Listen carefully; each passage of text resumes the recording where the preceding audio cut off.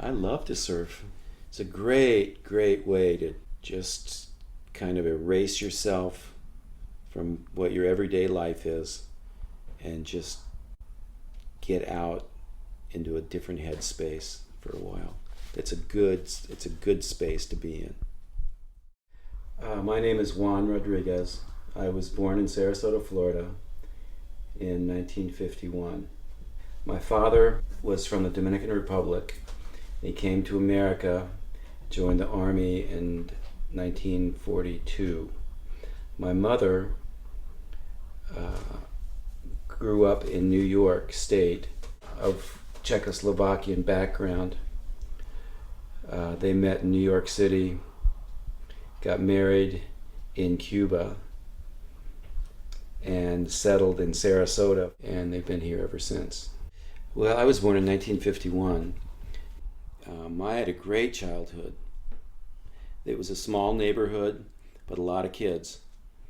And unlike the generation today, there was nothing on TV to start with. Basically no TV. We had two stations, and they were both stupid. So there was no reason to be in the house because there was nothing on TV. Plus, there was no air conditioning. So you're in your house in the daytime. It's about like you could bake pizzas in there, and there was nothing to do. But on the next block, there were 10 or 15 kids that were going through the same thing I was going through. Didn't want to be in the house, nothing to do. Let's go out and play. Great. Let's go build forts. Let's climb trees. Let's go fishing. Let's walk down the railroad tracks. Let's pick up railroad spikes. Let's have orange fights. Let's do all this stuff that was just what you did. It was great. We'd have big bicycle races, like 20 kids in a bicycle race. And there would be the best wrecks. It was so much fun. And you wreck your bike, and 2 or 3 guys run over you. You cry for about 2 minutes, and you start laughing. It was a great way to grow up. And we used to jump off bridges. And it was fun. And no one ever got hurt hardly, except a couple times. But we buried them, so it's all right.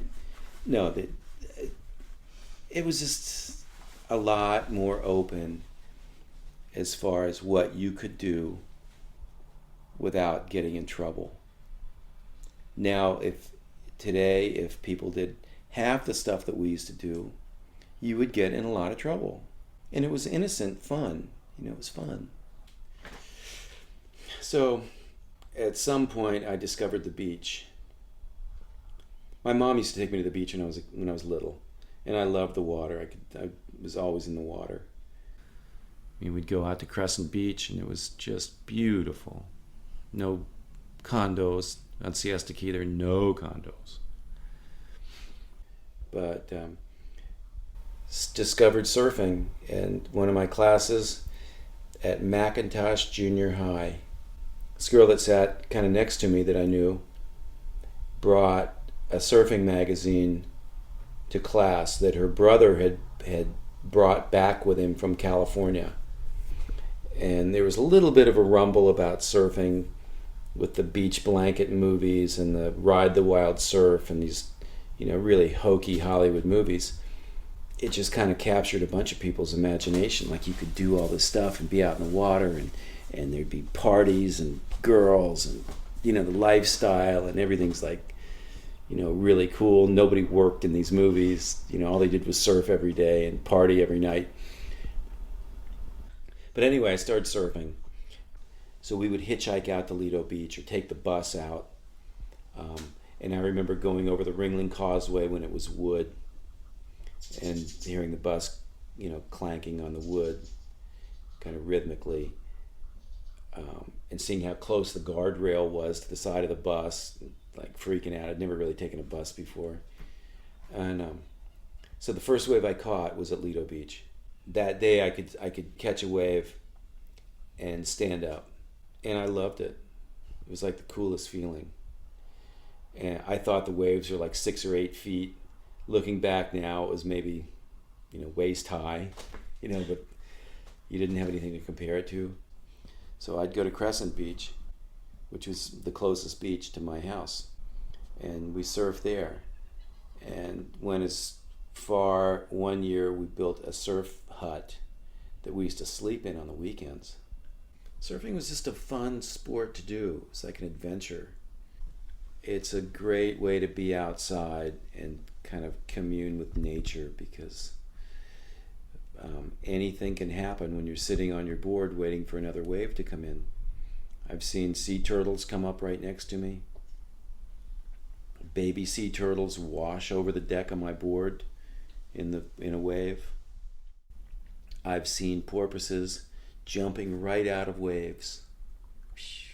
Nice big swell will come in and 5 porpoises will be inside the face of the wave swimming. And you see them through the water, and all of a sudden they'll all jump like 10 feet in the air, do this arc right in front of the wave. I've seen whales, I've seen sea snakes, I've seen sharks.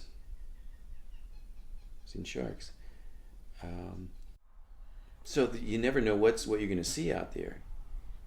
You know, when I'm waiting for a wave, I'm not just sitting on my board wagging my feet underneath me, you know, la-di-dying along. I'm trying to be aware of what's around. When I got out of high school, I got a job at a restaurant, met some other guys that had this idea to go to California. So I hooked up with 2 other guys and we hitchhiked to California. And I got a job in Encinitas working at a surfboard factory.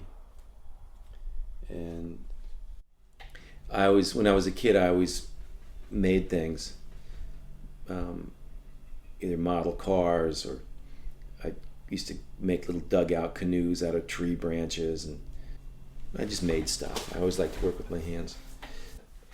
So I thought, this is what I want to do. I want to make surfboards. So I really dedicated myself after that to learning how to make boards. So what other jobs have I had in my life? Basically none. Okay, we're back in the part of my shop where everything happens here. On the right, I have 2 redwood surfboards that I made. The board on the left was made out of the root ball of a giant redwood tree. I made that in 1996, and that might be the nicest board I've ever made. And the wood all came from stumps, so there are no actual trees cut. So they're the stumps of trees that were cut about 100 years ago. I like to do redwood because, well, you might think I'm weird. Redwood is, let's say the tree's 1,000 years old, right? The air inside the wood is 1,000 years old. It hasn't been breathed in 1,000 years. It's like going into a mummy's tomb in Egypt and cracking that seal and breathing air that hasn't been breathed in 1,000 years or 2,000 years. When I shape a redwood board, I take my shirt off, I wear shorts, and I sand it with as little clothes on as possible to absorb this prehistoric air. And the redwood dust stains my skin, turns my skin darker. Over here, I make wooden surfboard fins for all the old guys that made surfboards in the 60s in California. It's a trip, because never in my wildest dreams when I was a little kid, looking at Susie Cook's surfing magazine that her brother brought from California, that I would be on a first name basis with the guys that were in that magazine at the time. It's pretty bizarre. Usually if you get a board from me, you get the best, very best board I can make, because I've never been motivated by money. I've always been motivated by completing projects and making things. And am I the best craftsman in the world? Not by a mile. Do I try as hard as I can? Absolutely. Am I still learning and getting better? Yep. Because we all have room to get better and improve. So that's kind of my story. And I'm sticking to it.